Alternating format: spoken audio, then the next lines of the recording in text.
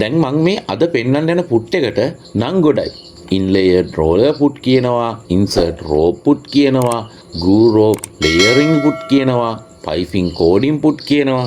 හැබැයි මේකට ලංකාවේ බහුතරයක් කියන්නේ වයර් පුට් එක කියලා. මේ වයර් කියලා අදහස් කරන්නේ බෑග් එකක පළු දෙක එකට ඇටච් කරාම ඒ දෙක අතරට තියෙනවන්නේ ඝනකව නිකන් රවුම් පටියක් වගේ එකක්. ඒක ඇත්තටම බෑග් එක මැද්දට බෑග් මැටීරියල් එකේම ඇතුළට කෝඩ් එක දාලා දෙපැත්තෙන් මැටීරියල් එකෙන් කවර් කරලා බෑග් එකේ පළු දෙක එකට ඇටච් කරන්න මැද්දට තියලා මහන කොටස. ඇත්තට මේකෙන් බලාපොරොත්තු වෙන්නේ බෑග් එකට ශක්තියක් දෙන එකයි, බෑග් එකේ හැඩය තියාගන්න එකයි. අන්න ඒ වැඩේ කරන පුට් එකට තමයි මේ වයර් පුට් එක කියලා කියන්නේ. මේ පුට් එකේ බොටම් එකේ ග්‍රූ එකක් තියෙනවා. ලෙෆ්ට් සයිඩ් එක සහ රයිට් සයිඩ් එක, වම සහ දකුණ කියලා වර්ග දෙකක් තියෙනවා. ඒ කියන්නේ ග්‍රූ එක වම් පැත්තට, ග්‍රූ එක දකුණු පැත්තට. ඒ වගේම අනිත් පුට් වල වගේම සයිසස් තියෙනවා. 16න් 3, 16න් 5 මේක තියෙනවා. ඒ වගේම වම් පැත්ත දකුණු පැත්ත. ඒ කියන්නේ ග්‍රූ එක වම් පැත්තට, ග්‍රූ එක දකුණු පැත්තට. ඒ විදිහට තියෙනවා.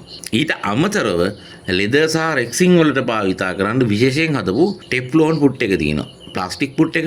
ඒක තියෙනවා මේ වගේම මේ සයිස් එකෙන්ම. එතකොට මේකේ මෙටල් පුට් එක P කියන සංකේතයෙන් හඳුන්වනවා. එතකොට මේකේ ටෙෆ්ලෝන් පුට් එක T කියන සංකේතයෙන් හඳුන්වනවා. අපි හිතමුකෝ T69 කිව්වොත් T69 කියන පුට් එක ටෙෆ්ලෝන් පුට් එක. P69 කිව්වොත් P69 කියන්නේ මෙටල් පුට් එක. ඒ කියන්නේ යකඩ පුට් එක. ටෙෆ්ලෝන් පුට් එකක ප්ලාස්ටික් පුට් එකක බොටම් එක ගෙවනවා කියලා අපි දන්නවා. එතකොට මේ පුට් එකේදී ඕගොල්ලන්ට සම්පූර්ණ පුට් එකක් මිලදී ගන්න මුදලෙන් භාගයකටත් වඩා අඩු ගානකට බොටම් එක විතරක් මිලදී ගන්න පුළුවන්. ඔයාගේ වැඩේ හරියන්නේ ටෙෆ්ලෝන් පුට් එකක් නම්, ඔයාගේ වැඩේට හරියන්නේ මෙටල් පුට් එකක් නම්, ඒ වර්ග දෙකෙන්ම ඔයාට ඕන සයිස් එකෙන්, ඔයාට ඕනේ වම් පැත්තද වම් පැත්ත, ඔයාට ඕනේ දකුණු පැත්ත නම් දකුණු පැත්ත මිලදී ගන්න තියෙනවා.